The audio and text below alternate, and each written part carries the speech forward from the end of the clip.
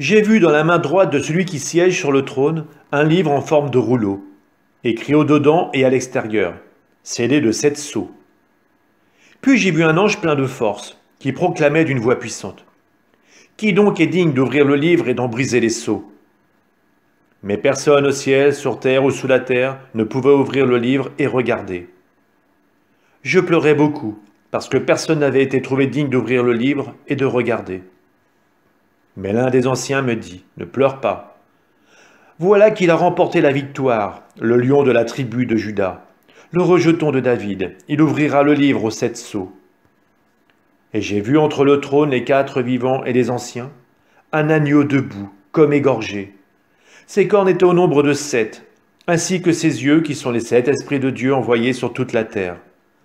Il s'avança et prit le livre dans la main droite de celui qui siégeait sur le trône.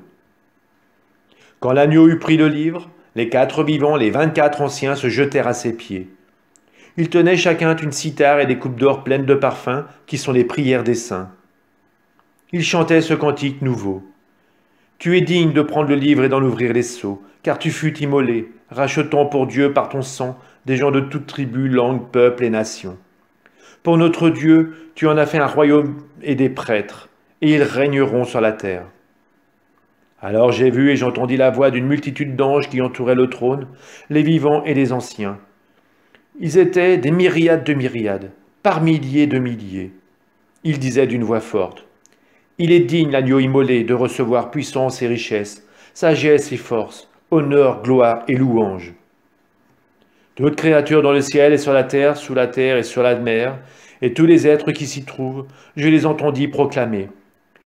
À celui qui siège sur le trône, et à l'agneau, la louange et l'honneur, la gloire et la souveraineté pour les siècles des siècles.